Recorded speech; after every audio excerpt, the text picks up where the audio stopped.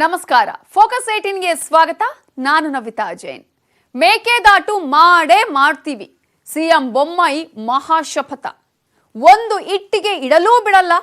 ತಮಿಳುನಾಡಲ್ಲಿ ಅಣ್ಣಾಮಲೈ ಸವಾಲ್. ಕರ್ನಾಟಕ ಬಿಜೆಪಿಗೆ ಚಾಲೆಂಜ್ ಹಾಕ್ತಾ ತಮಿಳುನಾಡು ಬಿಜೆಪಿ ಟೀಮ್. ಇದೇ ಹೊತ್ತಿನ focus 18 BJP versus BJP Mekedatu fight. Mekedatu ಮಾಡೇ ಮಾಡ್ತೀವಿ, ಸಿಎಂ ಬೊಮ್ಮಾಯಿ ಮಹಾಶಪಥ. ಮೇಕೆದಾಟು ವಿಚಾರದಲ್ಲಿ ಯಾವುದೇ ರೀತಿಯ ರಾಜಿ ಇಲ್ಲ. ತಮಿಳುನಾಡಿನಲ್ಲಿ ಅದನ್ನು ರಾಜಕಾರಣಕ್ಕೆ ಬಳಕೆ ಮಾಡ್ತಾ ಇದ್ದಾರೆ. ಒಂದು ಇಟ್ಟಿಗೆ ಇಡಲು ಬಿಡಲ್ಲ. ತಮಿಳುನಾಡಿನಲ್ಲಿ ಅಣ್ಣಾಮಲೈ ಸವಾಲ್. எந்த காரணத்திற்கும் மேகதாத்துவிலே ஒரு செங்கல் கூட கட்டுவதற்கு தமிழ்நாடு பாஜக அனுமதிக்கலாம். I don't care, I just don't care for it. ಅದನ್ನ ಪರ್ಮಿಷನ್ ತಗೊಂಡು ಪ್ರಾರಂಭ ಮಾಡ್ತೀವಿ. ಕರ್ನಾಟಕ ಬಿಜೆಪಿಗೆ ಚಾಲೆಂಜ್ ಹಾಕಿತ ತಮಿಳುನಾಡು ಬಿಜೆಪಿ ಟೀಮ್.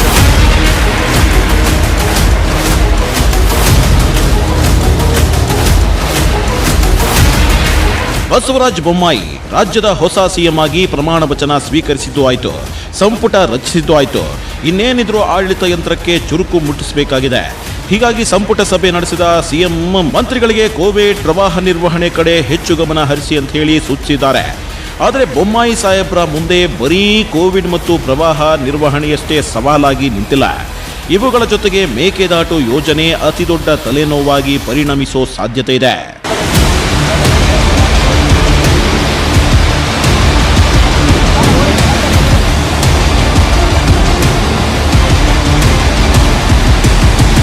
ಹೌದು ವೀಕ್ಷಕರೇ, ಕಾವೇರಿ ನದಿಗೆ ಅಡ್ಡಲಾಗಿ ಕರ್ನಾಟಕ ಸರ್ಕಾರ ನಿರ್ಮಿಸಲು ಮುಂದಾಗಿರೋ ಮೇಕೆದಾಟು ಯೋಜನೆಗೆ ತಮಿಳುನಾಡಿನ ಬಿಜೆಪಿ ರಾಜ್ಯಾಧ್ಯಕ್ಷ ಅಣ್ಣಾಮಲೈ ಅಡ್ಡಗಾಲು ಹಾಕಿದ್ದಾರೆ.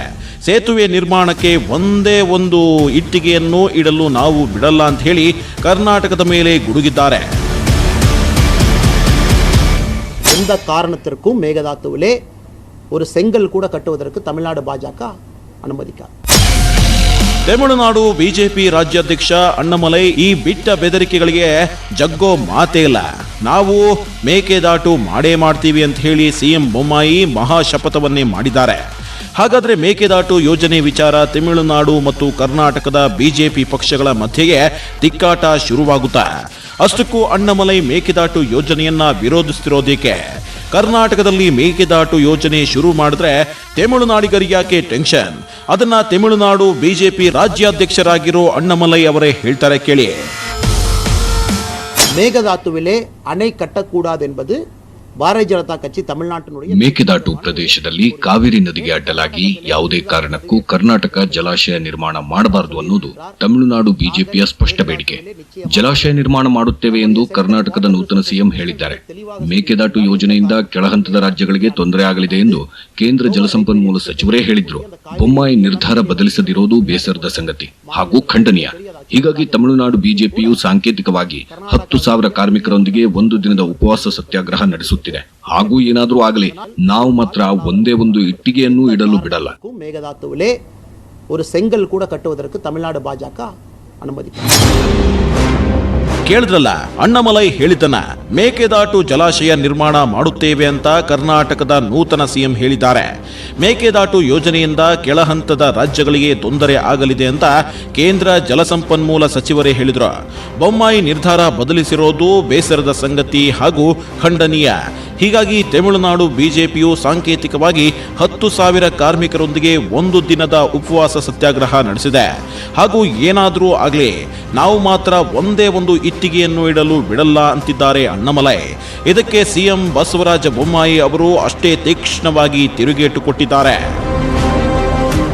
ಮೇಕೆದಾಟು ವಿಚಾರದಲ್ಲಿ ಯಾವುದೇ ರೀತಿಯ ರಾಜಿ ಇಲ್ಲ. ತಮಿಳುನಾಡಿನಲ್ಲಿ ಅದನ್ನು ರಾಜಕಾರಣಕ್ಕೆ ಬಳಕೆ ಮಾಡ್ತಾ ಇದ್ದಾರೆ. ಯಾವುದೇ ಪಕ್ಷದವರು ಇರ್ಬೋದು, ರಾಜಕಾರಣಕ್ಕಾಗಿ ವಿರೋಧ ಮಾಡ್ತಾ ಇರೋದು ಎಲ್ಲರೂ ಕೂಡ ಗೊತ್ತಿದೆ.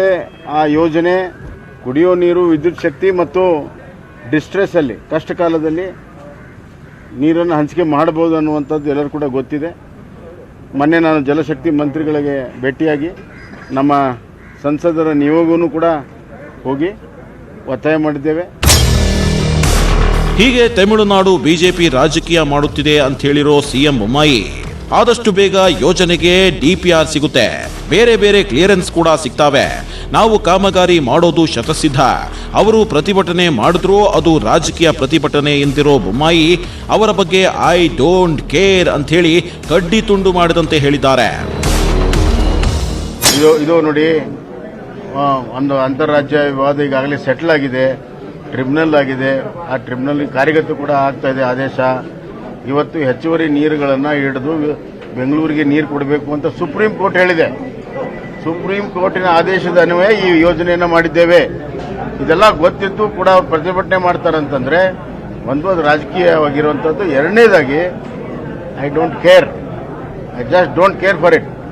ಅದನ್ನ ಪರ್ಮಿಷನ್ ತಗೊಂಡು ಪ್ರಾರಂಭ ಮಾಡ್ತೀವಿ. ಮೇಕೆದಾಟು ಯೋಜನೆ ಇದು 2013ರಲ್ಲಿ ಕರ್ನಾಟಕದ 5 ಜಿಲ್ಲೆಗಳ ಕುಡಿಯುವ ನೀರಿನ ಉದ್ದೇಶಕ್ಕಾಗಿ ಪ್ರಾರಂಭಿಸಿದ ಯೋಜನೆ. ಆದರೆ ಇದನ್ನ ತಮಿಳುನಾಡು ಮೊದಲಿನಿಂದಲೂ ವಿರೋಧಿಸುತ್ತಲೇ ಬಂದಿದೆ. ಈಗ ಕರ್ನಾಟಕದ IPS ಕೇಡರ್ ಆಗಿದ್ದ ಅಣ್ಣಾಮಲೈ ಅವರು ಮೇಕೆದಾಟು ಯೋಜನೆ ವಿರೋಧಿಸಿ ತಮಿಳುನಾಡಿನಲ್ಲಿ ಸತ್ಯಾಗ್ರಹ ನಡೆಸುತ್ತಿದ್ದಾರೆ. ಸಾವಿರಾರು ಕಾರ್ಯಕರ್ತರು ಕಾರ್ಮಿಕರನ್ನ ಸೇರಿಸಿಕೊಂಡು ತಮ್ಮ ತವರಿನಲ್ಲಿ ಪ್ರತಿಭಟನೆ ನಡೆಸಿದ್ದಾರೆ. ತಮಿಳುನಾಡು ಬಿಜೆಪಿ ರಾಜ್ಯಾಧ್ಯಕ್ಷರಾಗಿರೋ ಅಣ್ಣಾಮಲೈ ನಿಲುವನ್ನ ಕರ್ನಾಟಕದ ರಾಜಕೀಯ ಮತ್ತು ಕನ್ನಡಪರ ಸಂಘಟನೆಗಳ ಮುಖಂಡರು ಬಲವಾಗಿ ಖಂಡಿಸಿದ್ದಾರೆ. ಅಣ್ಣಾಮಲೈ ನಮ್ಮ ರಾಜ್ಯದ ಒಬ್ಬ ಪೊಲೀಸ್ ಅಧಿಕಾರಿಯಾಗಿ ಕಾರ್ಯನಿರ್ವಹಿಸಿ ಎಲ್ಲವನ್ನ ಪಡೆದಿದ್ದಾರೆ. ಈಗ ಅಧಿಕಾರಕ್ಕಾಗಿ ಇಂಥ ಮಹತ್ತರ ಯೋಜನೆಯಲ್ಲಿ ರಾಜಕೀಯ ಮಾಡಲು ಹೊರಟಿದ್ದಾರೆ ಅಂತ ಹೇಳಿ ಕನ್ನಡಪರ ಸಂಘಟನೆಗಳು ಕಿಡಿಕಾರುತ್ತಿವೆ. ಅಷ್ಟೇ ಅಲ್ಲ, ಅಣ್ಣಾಮಲೈ ತಮ್ಮ ವೈಯಕ್ತಿಕ ರಾಜಕೀಯ ಲಾಭಕ್ಕಾಗಿ ಈ ರೀತಿ ವಿರೋಧ ವ್ಯಕ್ತಪಡಿಸುವುದು ಸರಿಯಲ್ಲ. ಕರ್ನಾಟಕ ಹಾಗೂ ಕನ್ನಡಿಗರ ಋಣವನ್ನ ಅಣ್ಣಾಮಲೈ ಮರೆಯಬಾರದು. ಸಿಎಂ ಬಸವರಾಜ ಬೊಮ್ಮಾಯಿ ಯಾರ ಒತ್ತಡಕ್ಕೂ ಮಣಿಯದೆ ಯೋಜನೆ ಮುಂದುವರಿಸಲಿ ಅಂತ ಕನ್ನಡಪರ ಸಂಘಟನೆಗಳು ಒತ್ತಾಯಿಸಿವೆ. ಕನ್ನಡಪರ ಸಂಘಟನೆಗಳ ಜೊತೆಗೆ ರಾಜ್ಯ ಬಿಜೆಪಿಯ ಇತರ ಮುಖಂಡರು ಕೂಡ ಅಣ್ಣಾಮಲೈ ನಡೆಗೆ ಆಕ್ಷೇಪ ವ್ಯಕ್ತಪಡಿಸಿದ್ದಾರೆ. ಈ ಬಗ್ಗೆ ಮಾತನಾಡಿದ ಮಾಜಿ ಸಚಿವ ವಿ ಸೋಮಣ್ಣ, IPS ಆಗುತ್ತಿದ್ದಂತೆಯೇ ಅಣ್ಣಾಮಲೈ ದೊಡ್ಡವರಾಗುವುದಿಲ್ಲ, ಇದನ್ನ ಅಣ್ಣಾಮಲೈ ಅರ್ಥ ಮಾಡ್ಕೊಳ್ಬೇಕು ಅಂತ ತಿರುಗೇಟು ಕೊಟ್ಟಿದ್ದಾರೆ. ನಾವು ಮೇಕೆದಾಟು ಕಟ್ತಾ ಇರೋದು ಕರ್ನಾಟಕದ ನಮ್ಮ ಜಾಗದಲ್ಲಿ, ನೀರು ಹೋಗ್ತಾ ಇರೋದು ನಮ್ಮ ಜಾಗದಿಂದ ತಮಿಳುನಾಡಿಗೆ. ಅವ್ರಿಗೇನೀಗಾಗಲೇ ನಮ್ಮದು ಕಂಡೀಷನ್ ಇದೆ, ಅದಕ್ಕೆ ಯಾವುದೇ ಕಾರಣಕ್ಕೆ ಬಾಧಕ ಇಲ್ಲದಾಗೆ ಈಗಾಗಲೇ ತಜ್ಞರ ವರದಿ ಕೊಟ್ಟಿದ್ದಾರೆ. ಕೇಂದ್ರ ಸರ್ಕಾರವು ಕೂಡ ಅನುಮತಿ ಕೊಟ್ಟಿದೆ.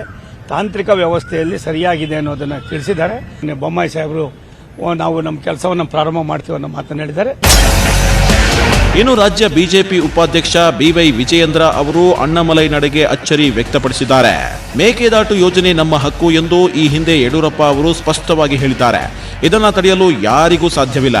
ಅಣ್ಣಾಮಲೈ ಯಾಕೆ ಅಡ್ಡಿ ಮಾಡುತ್ತಿದ್ದಾರೋ ಗೊತ್ತಿಲ್ಲ. ಸುಪ್ರೀಂ ಕೋರ್ಟ್ ಕೂಡ ನಮ್ಮ ಪರವಾಗಿ ತೀರ್ಪು ಕೊಟ್ಟಿದೆ ಅಂತ ವಿಜಯೇಂದ್ರ ಅಭಿಪ್ರಾಯಪಟ್ಟಿದ್ದಾರೆ.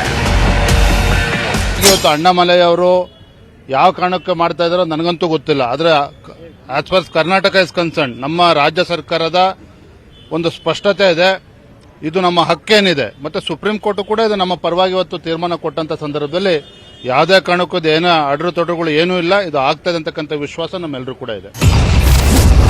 ಸಂಸತ್ನಲ್ಲೂ ಸದ್ದು ಮಾಡಿದ ಮೇಕೆದಾಟು ವಿವಾದ. ಲೋಕಸಭೆಯಲ್ಲೂ ಮೇಕೆದಾಟು ಬಗ್ಗೆ ಜೆಡಿಎಸ್ ಸಂಸದ ಪ್ರಜ್ವಲ್ ರೇವಣ್ಣ ದನಿ ಎತ್ತಿದ್ರು. ಮೇಕೆದಾಟು ಯೋಜನೆಗೆ ತಮಿಳುನಾಡು ಅನುಮತಿ ಯಾಕೆ ಬೇಕು, ಕುಡಿಯುವ ನೀರಿನ ಉದ್ದೇಶದ ನೀರು ಬಳಸಲು ಯಾಕೆ ಅನುಮತಿ ಬೇಕು ಅಂತ ಪ್ರಶ್ನಿಸಿದ್ರು. ವಿದ್ಯುತ್ ಉತ್ಪಾದನೆ ನೀರು ವಾಪಸ್ ನದಿಗೆ ಹೋಗಲಿದೆ, ಸುಪ್ರೀಂ ತೀರ್ಪು ಉಲ್ಲಂಘಿಸದೆ ಮೇಕೆದಾಟು ಯೋಜನೆ ಮಾಡ್ತಿದ್ದೀವಿ ಅಂದ್ರು. ಇದಕ್ಕೆ ಉತ್ತರಿಸಿದ ಕೇಂದ್ರ ಜಲಶಕ್ತಿ ಸಚಿವ ಗಜೇಂದ್ರ ಸಿಂಗ್ ಶೇಖಾವತ್ ಡಿಪಿಆರ್ ಮಾಡುವಾಗ ಷರತ್ತುಬದ್ಧ ಅನುಮತಿ ನೀಡಿದೆ, ಇದಕ್ಕೆ ಕೆಲ ರಾಜ್ಯಗಳ ಅನುಮತಿ ಕೂಡ ಬೇಕು ಎಂದಿದ್ದಾರೆ. WMA ಅನುಮತಿ ಇಲ್ಲದೆ ಮೇಕೆದಾಟು ಯೋಜನೆ ಅಸಾಧ್ಯ ಅಂತ ಸಚಿವ ಗಜೇಂದ್ರ ಸಿಂಗ್ ಶೇಖಾವತ್ ಉತ್ತರಿಸಿದ್ರು. ಯಾಕೋ ನಾನು ನೋಡ್ತಾ ಇದ್ರೆ ಕೇಂದ್ರ ಸರ್ಕಾರದಲ್ಲಿ ಯಾಕೋ ಒಂದು ಸ್ವಲ್ಪ ತಮಿಳುನಾಡು ಕಡೆ ಫೇವರ್ ಇರಂಗೆ ಕಾಣ್ತಾರೆ. ಯಾಕೆ ಅಂದರೆ ಇವತ್ತು ಅವ್ರ ಕಡೆಯವರೇ ಅವ್ರ ಪಾರ್ಟಿ ಮೇನೆ ಒಬ್ರು ಬಂದು ನಾನು ಇವತ್ತು ಉಪವಾಸ ಸತ್ಯಾಗ್ರಹ ಮಾಡ್ತೀನಿ ಅಂತಾರೆ. ಅಣ್ಣಾಮಲೈ ಹೇಳ್ಬೋದಲ್ಲ, ನೀನು ಯಾಕಪ್ಪ ಉಪವಾಸ ಸತ್ಯಾಗ್ರಹ ಮಾಡ್ತೀನಿ ಅಂತ ಕೇಳ್ಬೋದಾಗಿತ್ತಲ್ಲ. ನಮ್ಮಲ್ಲಿ 25 ಜನ ನಾವು ಗೆಲ್ಸ್ ಕಳಿಸಿದ್ದೀವಿ. ತಮಿಳ್ನಾಡಲ್ಲಿ ಒಂದೇ ಒಂದು ಸೀಟ್ ಕೊಟ್ಟಿಲ್ಲ ಇವತ್ತು BJP ಅವರಿಗೆ. ನಾವು ಕೇಳ್ತಾ ಇರೋದು ನಮ್ಮ ನ್ಯಾಯ ನಾವು ಕೇಳ್ಕೊತಾ ಇದ್ದೀವಿ. ಸೊ ಇದೆಲ್ಲ ಇದ್ದಂಥ ಸಂದರ್ಭದಲ್ಲಿ I really feel Karnataka is in the right path when it comes to make that issue. ಹೀಗೆ ತಮಿಳುನಾಡಿನ ಬಿಜೆಪಿ ಮತ್ತು ಕರ್ನಾಟಕದ ಬಿಜೆಪಿ ನಾಯಕರು ಮೇಕೆದಾಟು ವಿಚಾರದಲ್ಲಿ ಕಾಳಗಕ್ಕೆ ಇಳಿದಿದ್ದಾರೆ. ಕೇಂದ್ರದಲ್ಲಿ ಬಿಜೆಪಿ ಸರ್ಕಾರವೇ ಇರೋದ್ರಿಂದ ತಮಿಳುನಾಡಿನ ಬಿಜೆಪಿ ರಾಜ್ಯಾಧ್ಯಕ್ಷರಾಗಿರೋ ಅಣ್ಣಾಮಲೈ ಅವರಿಗೆ ಪ್ರತಿಭಟನೆ ಮಾಡಬೇಡಿ ಅಂತ ಹೇಳಬಹುದಿತ್ತಲ್ವಾ ಅಂತ ಹೇಳಿ ಸಂಸದ ಪ್ರಜ್ವಲ್ ರೇವಣ್ಣ ಕೇಳ್ತಿದ್ದಾರೆ. ಇದೇ ವೇಳೆ ಮೇಕೆದಾಟು ಯೋಜನೆ ಸಂಬಂಧ ಮಾಜಿ ಸಿಎಂ ಕುಮಾರಸ್ವಾಮಿ ಸರಣಿ ಟ್ವೀಟ್ ಮಾಡಿದ್ದಾರೆ. ತಮಿಳುನಾಡಿನ ವಿಪಕ್ಷ ಎಐಎಡಿಎಂಕೆ ಎನ್ಡಿಎ ಸರ್ಕಾರದ ಮೇಲಿಂದ ಮೇಲೆ ಒತ್ತಡ ಹೇರ್ತಿದೆ. ಆಡಳಿತ ಪಕ್ಷ ಡಿಎಂಕೆ ಕಾಂಗ್ರೆಸ್ ಮೇಲೆ ಒತ್ತಡ ಹೇರ್ತಿದೆ. ಆದರೆ ಕರ್ನಾಟಕದಲ್ಲಿ ಇಬ್ಬರು ಯೋಜನೆ ಜಾರಿಯಾಗಬೇಕು ಅಂತಿದ್ದಾರೆ. ಹಾಗಾದರೆ ಯಾರು ಯಾರ ಪರ ಇದ್ದೀರಿ? ಮೇಕೆದಾಟು ಯೋಜನೆ ಬಗ್ಗೆ ತಮಿಳುನಾಡಿನಲ್ಲಿ ಒಗ್ಗಟ್ಟಿನ ಹೋರಾಟ ಮಾಡ್ತಿದ್ದಾರೆ. ಅದೇ ಕರ್ನಾಟಕದಲ್ಲಿ ಒಡಕು ಮೂಡಿದೆ. ನಾವು ಯೋಜನೆ ಪರ ಅನ್ನೋದನ್ನ ಕೆಲಸದ ಮೂಲಕ ತೋರಿಸಬೇಕು ಅಂತ ಸಿಎಂ ಬೊಮ್ಮಾಯಿಗೆ ಟ್ವೀಟ್ ಮೂಲಕ ಎಚ್ಡಿಕೆ ಸವಾಲ್ ಹಾಕಿದ್ದಾರೆ.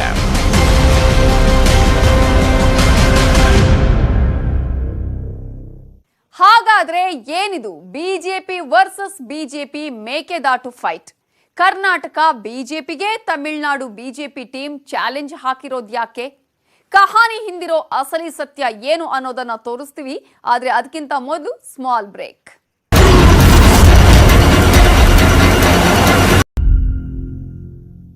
ಪಕ್ಷದವರು ವಿರೋಧಿಸ್ತಾ ಇರೋದು ಯಾಕೆ? ತಮಿಳುನಾಡು ಬಿಜೆಪಿ ರಾಜ್ಯಾಧ್ಯಕ್ಷರಾಗಿರೋ ಅಣ್ಣಾಮಲೈ ಅಸಲಿ ಸ್ಟ್ರಾಟಜಿ ಏನು? ಮೇಕೆದಾಟು ಯೋಜನೆಯಿಂದ ತಮಿಳುನಾಡಿಗೆ ಏನು ಲಾಭ? ಕರ್ನಾಟಕಕ್ಕೆ ಏನು ಪ್ರಯೋಜನ? ಅದರ ಕಂಪ್ಲೀಟ್ ರಿಪೋರ್ಟ್ ನಿಮ್ಮ ಮುಂದೆ.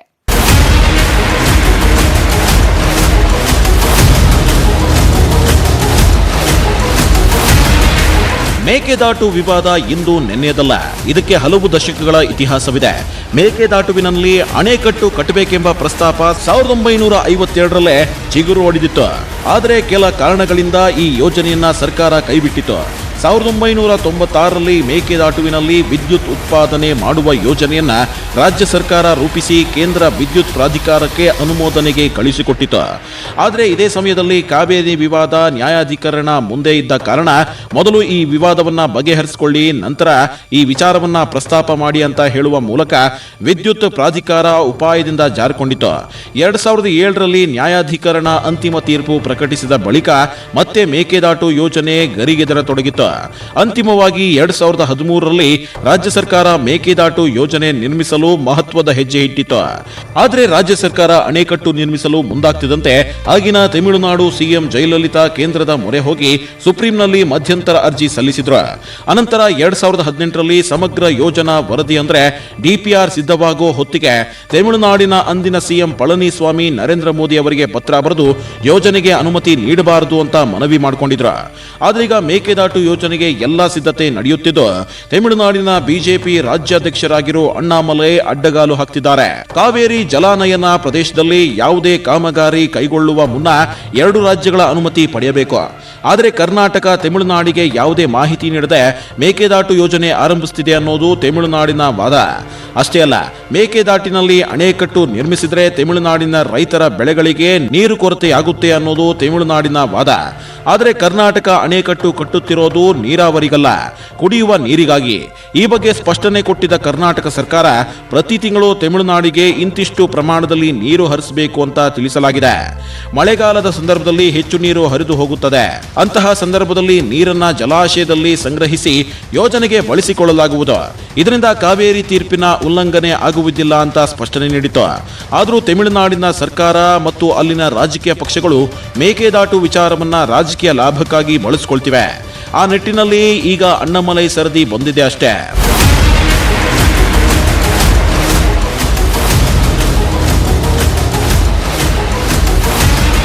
ಹೌದು ವೀಕ್ಷಕರೇ, ಕಳೆದ ತಮಿಳುನಾಡು ವಿಧಾನಸಭಾ ಚುನಾವಣೆಯಲ್ಲಿ ಸೋತಿರೋ ಅಣ್ಣಾಮಲೈ ಈಗ ತಮಿಳುನಾಡಿನ ಬಿಜೆಪಿ ರಾಜ್ಯಾಧ್ಯಕ್ಷ. ತಮಿಳುನಾಡಿನಲ್ಲಿ ಬಿಜೆಪಿ ಪಕ್ಷವನ್ನ ಕಟ್ಟಿ ಬೆಳೆಸೋ ಜವಾಬ್ದಾರಿ ಅವರ ಮೇಲಿದೆ. ಹೀಗಾಗಿ ಮೇಕೆದಾಟು ವಿಚಾರದಲ್ಲಿ ಬೇಳೆ ಬೇಯಿಸಿಕೊಳ್ಳಲು ಮುಂದಾಗಿದ್ದಾರೆ. ಇನ್ನು ತಮಿಳುನಾಡಿನಲ್ಲಿ ಬಿಜೆಪಿ ಸ್ಟ್ರಾಂಗ್ ಆಗಬೇಕು ಅನ್ನೋದು ಕೇಂದ್ರ ಬಿಜೆಪಿ ನಾಯಕರ ಉದ್ದೇಶ ಕೂಡ ಹೌದು. ಹೀಗಾಗಿ ಕೇಂದ್ರದ ನಾಯಕರು ಈ ವಿಚಾರದಲ್ಲಿ ಕರ್ನಾಟಕದ ಬದಲು ತಮಿಳುನಾಡಿಗೆ ಸಪೋರ್ಟ್ ಮಾಡೋ ರೀತಿ ವರ್ತಿಸುತ್ತಿದ್ದಾರೆ ಅನ್ನೋ ರಾಜಕೀಯ ವಿಶ್ಲೇಷಣೆಗಳಿವೆ. ಇದೇ ಕಾರಣಕ್ಕೆ ಮಾಜಿ ಸಿಎಂ ಎಚ್.ಡಿ. ಕುಮಾರಸ್ವಾಮಿ ಟ್ವೀಟ್ ಮಾಡಿದ್ದು, ನಾವು ಯೋಜನೆ ಪರ ಅನ್ನೋದನ್ನ ಕೆಲಸದ ಮೂಲಕ ತೋರಿಸಬೇಕು ಅಂತ ಸಿಎಂ ಬೊಮ್ಮಾಯಿಗೆ ಸವಾಲು ಹಾಕಿರೋದು. ನಿಮಗೆ ಗೊತ್ತಿರಲಿ, ಈ ಹಿಂದೆ ಗೃಹ ಸಚಿವರಾಗಿದ್ದ ಬಸವರಾಜ ಬೊಮ್ಮಾಯಿ ಅವರೇ ಮೇಕೆದಾಟು ವಿಚಾರವನ್ನ ಬಿಡಿಸಿ ಹೇಳಿದ್ರು. ಮೇಕೆದಾಟು ನಮ್ಮ ವ್ಯಾಪ್ತಿಯಲ್ಲಿ ಮಾಡ್ತಿದ್ದೇವೆ, ತಮಿಳುನಾಡಿನ ಪಾಲಿನ ನೀರಿಗೆ ಯಾವುದೇ ತೊಂದರೆ ಆಗೋಲ್ಲ. ಆದರೂ ಅವರು ಸುಪ್ರೀಂ ಕೋರ್ಟ್ಗೆ ಹೋಗಿದ್ದಾರೆ. ನಿಜ ಹೇಳಬೇಕು ಅಂದ್ರೆ ಮೇಕೆದಾಟು ಯೋಜನೆಯಿಂದ ಇಬ್ಬರಿಗೂ ಅನುಕೂಲವಾಗುತ್ತೆ. ನಮಗೆ ಕುಡಿಯುವ ನೀರು ಸಿಗುತ್ತೆ, ಮಳೆ ಕಡಿಮೆ ಆದಾಗ ಅವರ ಪಾಲಿನ ನೀರನ್ನ ಕೊಡಲು ಸಾಧ್ಯವಾಗುತ್ತೆ. ಎರಡು ರಾಜ್ಯಕ್ಕೆ ಅನುಕೂಲ ಆಗುತ್ತೆ ಅಂತ ಗೊತ್ತಿದ್ರೂ ಕೂಡ ಅವರು ಸುಪ್ರೀಂ ಕೋರ್ಟ್ನಲ್ಲಿ ಅಬ್ಜೆಕ್ಷನ್ ಹಾಕಿದ್ದಾರೆ. ನಮಗೆ ನ್ಯಾಯ ಸಿಗುವ ವಿಶ್ವಾಸ ಇದೆ ಅಂತ ಬಸವರಾಜ ಬೊಮ್ಮಾಯಿ ಈ ಹಿಂದೆ ಹೇಳಿದ್ರು. ಆದ್ರೀಗ ಸಿಎಂ ಆಗಿರೋ ಬೊಮ್ಮಾಯಿ ತಮಿಳುನಾಡಿನ ಬಿಜೆಪಿ ನಾಯಕರು ರಾಜಕೀಯ ಲಾಭಕ್ಕಾಗಿ ಹೀಗೆ ವಿರೋಧ ಮಾಡ್ತಿದ್ದಾರೆ, ಅದಕ್ಕೆಲ್ಲ ನಾವು ಹೆದರಲ್ಲ, ಮೇಕೆದಾಟು ಯೋಜನೆಯನ್ನ ಮಾಡೇ ಮಾಡ್ತೀವಿ ಅಂತ ಶಪಥ ಮಾಡಿದ್ದಾರೆ. ಅದೇನೇ ಇದ್ರೂ ಮೇಕೆದಾಟು ವಿಚಾರದಲ್ಲಿ ತಮಿಳುನಾಡು ಬಿಜೆಪಿ ನಾಯಕರು ಕರ್ನಾಟಕದ ಬಿಜೆಪಿ ನಾಯಕರ ವಿರುದ್ಧ ರೊಚ್ಚಿಗೆದ್ದಿರೋದು ಎಷ್ಟು ಸರಿ? ಕೇಂದ್ರದ ನಾಯಕರ ಮಧ್ಯಸ್ಥಿಕೆಯಲ್ಲಿ ಕೂತು ಮಾತನಾಡಿ ಬಗೆಹರಿಸಿಕೊಳ್ಳಬೇಕಾದ ವಿಚಾರವನ್ನ ತಮ್ಮ ರಾಜಕೀಯ ಲಾಭಕ್ಕಾಗಿ ಬಳಸಿಕೊಳ್ತಿರೋದು ನಿಜಕ್ಕೂ ಖಂಡನೀಯ. ಅದರಲ್ಲೂ ನೆಲ, ಜಲ, ಭಾಷೆ ವಿಚಾರದಲ್ಲಿ ಯಾರೂ ರಾಜಕೀಯ ಮಾಡಬಾರ್ದು. ಆದರೆ ಮೇಕೆದಾಟು ಯೋಜನೆ ವಿಚಾರದಲ್ಲಿ ತಮಿಳುನಾಡಿನ ಅಣ್ಣಾಮಲೈ ಆಟಾಟೋಪ ಇಷ್ಟಕ್ಕೆ ನಿಲ್ಲುತ್ತಾ ಅಥವಾ ಮುಂದುವರಿಯುತ್ತಾ ಅನ್ನೋದೇ ಸದ್ಯದ ಕುತೂಹಲ. ನೋಡಿದ್ರಲ್ಲ, ಮೇಕೆದಾಟು ಯೋಜನೆ ವಿಚಾರದಲ್ಲಿ ಬಿಜೆಪಿ ವರ್ಸಸ್ ಬಿಜೆಪಿ ಫೈಟ್ ಹೇಗಿದೆ ಅನ್ನೋದನ್ನ. ಈ ವಿವಾದ ಮುಂದೆ ಅದ್ಯಾವ ಸ್ವರೂಪ ಪಡೆದುಕೊಳ್ಳುತ್ತೆ ಅನ್ನೋದನ್ನ ಕಾದು ನೋಡಬೇಕಾಗಿದೆ ಅಂತ ಹೇಳ್ತಾ ಇವತ್ತಿನ ಫೋಕಸ್ 18 ಅನ್ನ ಮುಗಿಸ್ತಾ ಇದ್ದೀವಿ. ನೋಡ್ತಾ ಇರಿ ನ್ಯೂಸ್ 18 ಕನ್ನಡ. ಜಾಲ ನಮ್ಮದು, ಬಲ ನಿಮ್ಮದು.